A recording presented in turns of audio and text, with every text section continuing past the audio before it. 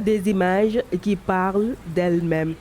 Anarchie totale dans certaines artères de Dakar. Des marchands qui occupent illégalement les trottoirs, poussant les piétons à partager les voies avec les automobilistes.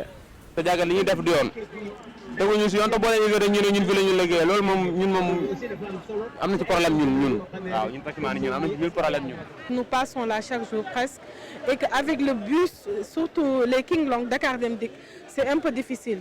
Pape Ahmadou Camara, le septagénaire, se désole de l'actuel visage de Dakar. Je suis né à Dakar depuis plus de 70 ans. J'ai vécu dans l'ordre et je vis actuellement le désordre.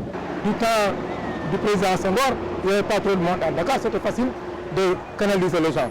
Abdou Diouf a laissé l'anarchie s'installer, Abdoulaye Wade eux-mêmes, avec Macky Sall, c'est plus que l'anarchie, c'est pire que l'anarchie, ce qui se fait ici. Trouvé à quelques mètres du rond-point Sandaga, Abdou Maguette est sur les lieux depuis 4 ans. Tailleur, il s'est reconverti en marchand ambulant. Ce trentenaire semble ne pas se préoccuper des véhicules. Oui, ici, je suis près du territoire, mais les voitures ne me touchent pas. Ibrahima Faye, lui, est bien conscient des risques de cette cohabitation avec les véhicules. Mais il dit ne pas avoir le choix. Ça me fait peur vraiment, puisque c'est pas encore l'enjeu quoi. Avec les voitures, moi je fais l'accident. Je sais les conséquences. Une situation qui peut s'expliquer par le développement démographique de la région de Dakar qui s'est fait de manière accélérée. Sur une superficie de 0,28%, la capitale accueille aujourd'hui plus de 2 millions d'habitants. Ces gens-là sont des démunis, très souvent des ruraux. Après 3 mois de pluie, ils n'ont plus rien à faire. Et au lieu d'être des chômeurs, ils ont préféré venir en ville, dans toutes les villes du Sénégal. Ils sont dans une dynamique économique. En tant que tout petit, en tant que segment non fiscalisé, non compté, mais ils sont là et profitent donc de ce système. Une urbanisation mercantile qui a vite laissé place à l'urbanisation sauvage. Ces îlots-là, ces petits marchés, ces petits groupes qui se forment sans aucun contrôle. On ne sait pas s'il y a un voleur dedans, un tueur dedans, un violeur dedans. Ici à l'entrée de l'université, mais c'est devenu extrêmement dangereux. Quand on laisse ces gens-là mettre des tables au beau milieu de trottoir, mais simplement parce que la mairie en profite pour un petit 150 francs par jour de taxe duty, mais moi je me dis, on n'a rien à dire à ces gens-là. C'est nous, c'est un problème de gouvernance locale d'abord, ensuite en haut lieu. C'est pas parce que nous voulons des recettes que nous encourageons ces installations anarchiques. Au contraire.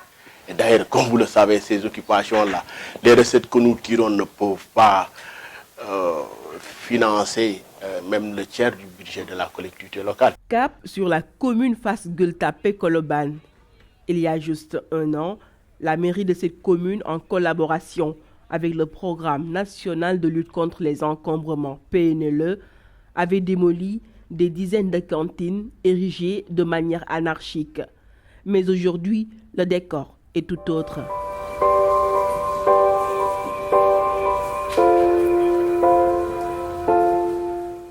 C'est l'État a la possibilité d'aider les communes en créant une fourrière régionale. Au niveau de Diamniadio, il fallait prendre 10 hectares. Toute voiture qui rentre ne sortira pas. Mais si toutefois vous amenez une voiture, le propriétaire vous suit une fois que vous arrivez. Alors il paye pour sortir et le ramener là où vous l'avez pris. Mais quand on va s'en sortir, ce n'est pas possible.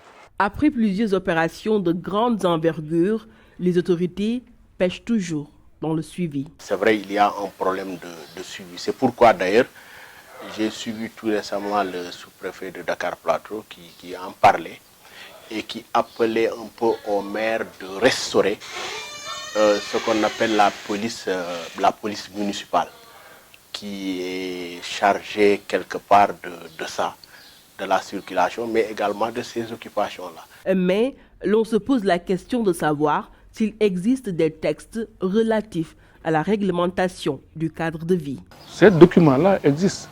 le code de l'urbanisme a bien prévu l'occupation de chaque secteur, la construction des bâtiments au niveau de nos villes, le long de certains axes structurants, les reculs à opérer par rapport à ces voies-là pour qu'il y ait une bonne circulation des biens et des personnes.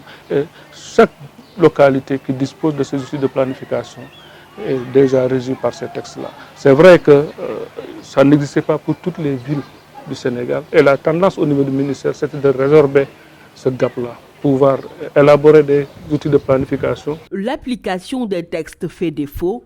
Les populations demandent plus d'exigences de la part de l'État. Il faut des mesures fortes, et des autorités vraiment qui ne reculent pas devant les décisions qu'elles prennent pour que la situation puisse changer. Il faut tout simplement mettre en valeur les terres que nous avons, obliger les gens, les empêcher d'occuper la rue, et ils seront forcés de retourner dans leur village et de travailler. Ce sont des paysans d'origine, ils n'ont qu'à travailler la terre, ils n'ont qu'à faire d'autres travaux, tout le monde se fait commerçant. Ce que vous voyez ici, c'est du Fogudiaï, c'est de la saleté qu'on nous envoie, et l'État accepte que ces gens-là s'installent, l'État accepte que ces conteneurs soient dédouanés, parce que tout simplement, c'est qu'on passe par le port. Du côté de la direction du cadre de vie et des espaces verts urbains, des dispositions sont en train d'être appliquées pour faire face à l'occupation de la voie publique. L'État du Sénégal, avec le président Macky Sall, a voulu quand même ériger au sein de cette direction un projet dénommé projet de rénovation urbaine ville verte qui nous permet aujourd'hui de régler ces problèmes d'occupation.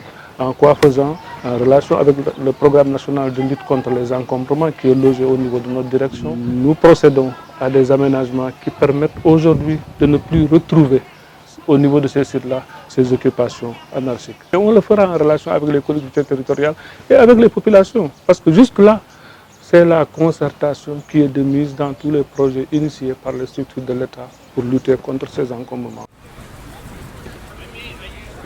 Quelles solutions pour redonner à Dakar son lustre dans le temps? Question qui taraude beaucoup de Sénégalais. Pour l'heure, Dakar est victime de l'occupation illégale de sa voie publique, une occupation anarchique qui reste toujours une équation difficile à résoudre.